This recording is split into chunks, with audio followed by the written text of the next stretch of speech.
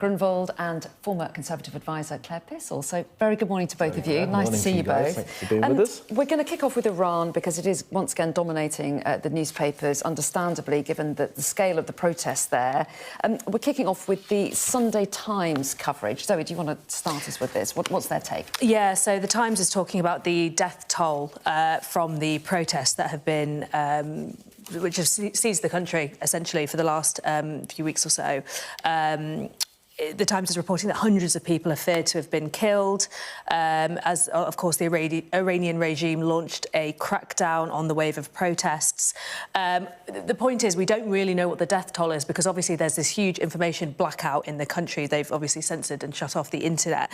But the papers have been speaking to doctors in hospitals who say that not only are they seeing far more deaths than they think is being publicly recorded, but also that regime forces are entering the hospitals looking to arrest protesters and are ordering medical staff not to treat the wounded. So huge concerns, obviously, about human rights violations here and the safety of protesters. And, of course, President Trump is still talking about potentially intervening, talking about potentially striking the country. So we are seeing not only real concerns about the safety of protesters in the country, but whether this could ramp up to become an international issue. Yeah, it's obviously not in the papers, but just in the past few minutes, as we were reporting, the Iranian parliament have met, saying that any strike on Iran by the US would be met with force-led strike targets in the region, Israeli targets and US targets as well.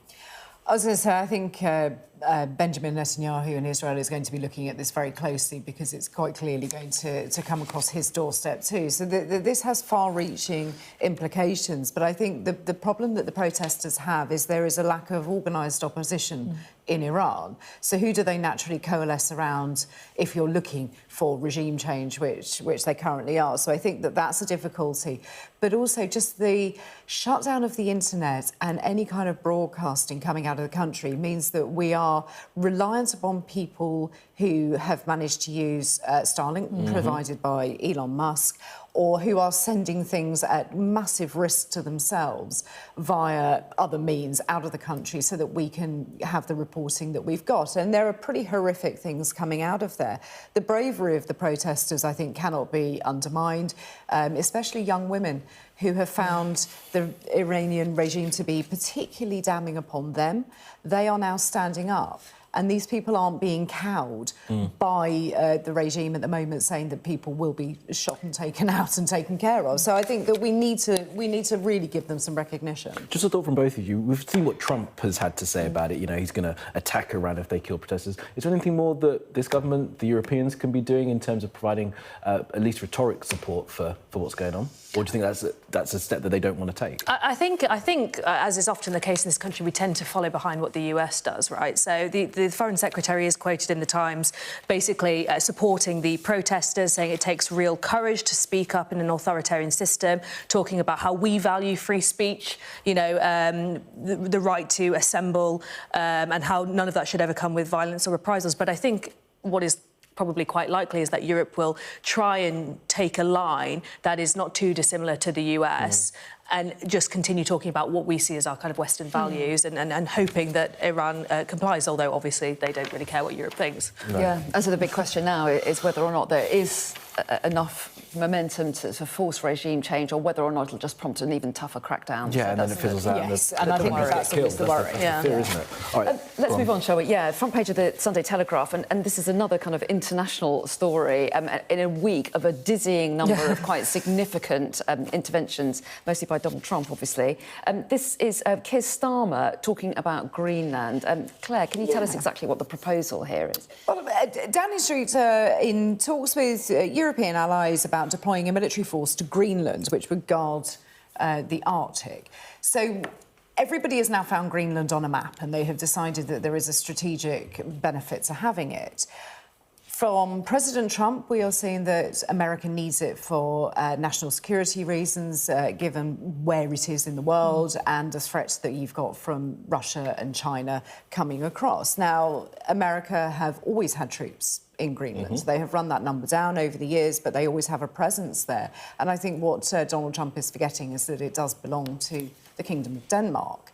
He can't just go in there and take it and make some rash statement that he'll pay out people. So Keir Starmer is now looking at putting boots on the ground to shore up the UK and European presence in the region. Now, this could play well with Donald Trump. If you look at what he wanted right from the beginning, were other NATO countries to spend more on defence, get more involved and stop using the American taxpayers, as he saw it, as the cash cow.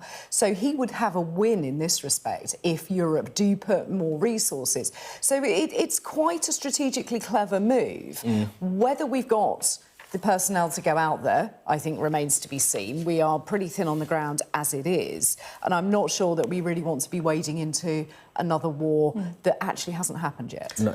Yeah. And it's about the numbers, isn't it? Sorry, Gert. Well, yes.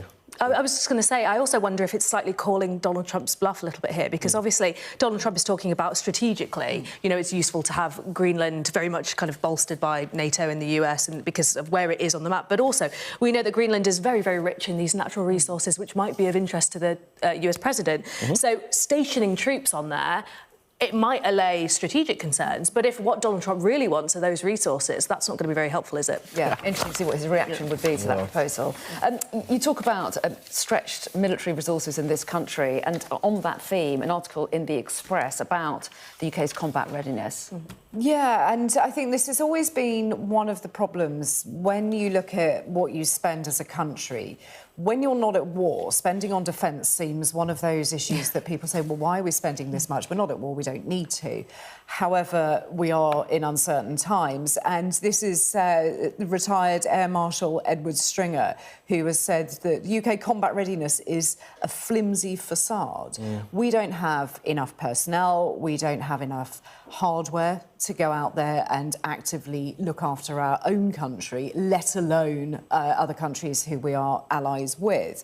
He claims that the army now has a mere 14 howitzers. For a period, the Navy was only able to put a single attack submarine to sea. And when we're looking, we've just been talking about Greenland, you look at the Arctic Ocean and you think, well, the submarines are really what you need to be out there.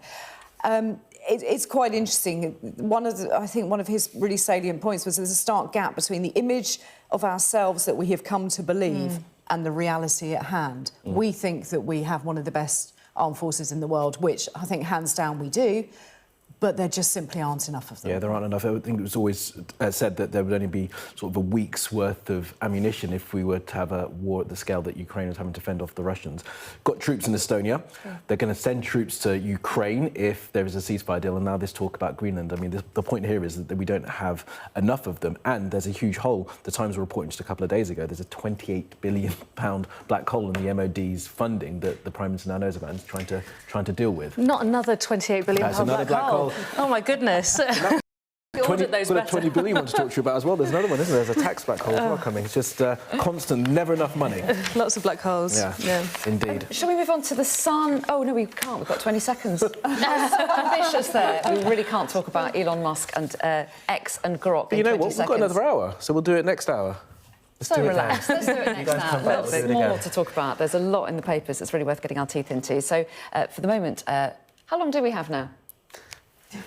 Oh, OK. We're out of time for the film. I was right. It's all very under control here. Thanks very much indeed. We'll see you in the next hour. Thank you. Thanks, guys.